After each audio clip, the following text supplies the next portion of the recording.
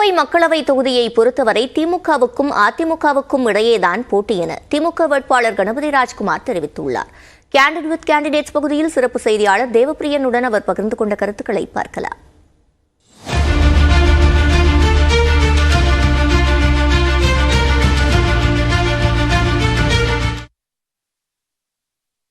கோவை மக்களவை தொகுதி திமுக வேட்பாளர் கணபதி ராஜ்குமார் அவர்கள் தற்போது நம்முடன் இருக்கார். அவர்கிட்ட நிறைய கேள்விகள் இருக்கு, கேட்கலாம். சார் வணக்கம்.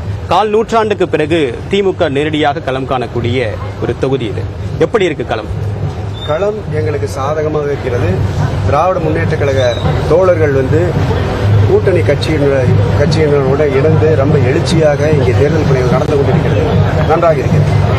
ஒரு பக்கம் பாஜக மாநில தலைவர், இன்னொரு பக்கம் ஐடி விங்குடைய தலைவர். ஸோ யங்ஸ்டர்ஸ் ஐஐடி ரெண்டு பேருமே ஐஐஎம் கிராஜுவேட்ஸ். அப்படி இருக்கும்போது களம் ரொம்ப டஃபா இல்லையா? கண்டெஸ்ட் எந்த அளவுக்கு இருக்கும்னு நினைக்கிறீங்க? எங்களுக்கு அது ஒரு பெரிய ஒரு கடினமான போட்டியாகவே தெரியவில்லை. என்ன காரணம் கேட்டால், முதலமைச்சருடைய திட்டங்கள் எல்லாம் எல்லா இடத்திலும் போய் சேர்ந்திருக்கிறது. ஏர்போர்ட் விரிவாக்கம் 10 வருடமாக கிடப்பில் போடப்பட்டிருக்கிறது. இப்பொழுது நாங்கள் திராவிட முன்னேற்ற கழகம் ஆட்சிக்கு வந்ததுக்கப்புறம் மாண்புமிகு முதலமைச்சர் அவர்கள் 2000 கோடிக்கு மேலே அங்கே அதற்காக ஒதுக்கீடு செய்துள்ளார். அது மிகவும் எதிர்பார்க்கப்படுகிறது. கொங்கு மண்டலத்திற்கே அது ஒரு முக்கியமான விஷயமாக பார்க்கப்படுகிறது. தொழிற்சாலைகளை மீண்டும் ஒரு எழுச்சி ஏற்படும் என்று நம்பப்படுகிறது. இரண்டாவது, மெட்ரோ. பொதுமக்கள் அதிகமாக பொது டிரான்ஸ்போர்ட்டை பயன்படுத்தணும் அப்படிங்கிற எந்தவித மாற்று கருத்தும் இல்லை. அடுத்த நிலைக்கு செல்ல வேண்டும் கோவை. அதற்கு முக்கியமாக மெட்ரோ ரயில் சீக்கிரமாக இங்கே அமல்படுத்தப்படும். மூன்றாவதாக, ரயில் நிலையம். இங்கே ரொம்ப காலமாக அதிக வருமானம் ஈட்டித் தரும் ரயில் போக்குவரத்து இருந்தாலும் கூட கோவையில் போதுமான ரயில்கள் இல்லை. சரியான நேரங்கள் அந்த ட்ரெயின் வர்றதும் போவதும் சரியில்லை.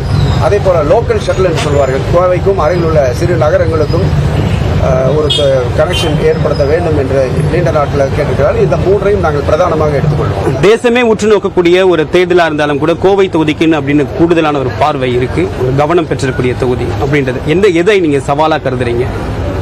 எங்களுக்கு சொல்ல போனா கடினமான சவால் அப்படின்னு எதுவுமே கிடையாது. நாங்கள் எங்கள் பணிகளை செய்கிறோம். நாங்கள் சோசியல் மீடியாவில் போராடி கொண்டிருப்பதை விட, சோசியல் மீடியாவில் அதிக நேரத்தை செலவு செய்வதை விட, மக்களிடத்திலே நாங்கள் சென்று அதிகமாக பிரச்சாரம் செய்து அதிகமாக அவர்களுடைய குறைகளை கேட்டுக்கிறோம். அது எங்களுக்கு ரொம்ப உதவிகரமாக இருக்கிறது. உங்களுடைய பிரதான எதிரி அப்படின்னா நீங்க யாரை சொல்லுவீங்க களத்துல? பிரதான எதிரின்னு சொல்ல முடியாது.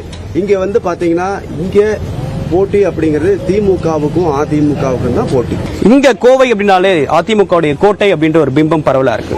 அந்த கிளைமை அந்த கோட்டைக்குள்ள ஈஸியா நீங்க வெற்றிக்கோள் நாட்டிட முடியுமா? அதாவது கோட்டைன்னு அவங்க எல்லாரும் கோட்டைன்னு தான் சொல்றாங்க. பிஜேபியும் கோட்டைன்னு தான் சொல்லுது.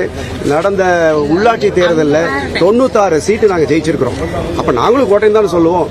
96 சீட்டை ஜெயிச்சு காமிச்சு நாங்க அடக்கமா எங்க வேலையை பார்த்துட்டு இருக்கிறோம். உறுதியாக ஜெயிப்போம் என்ற நம்பிக்கையில நாங்க களம் காண்கின்றோம்.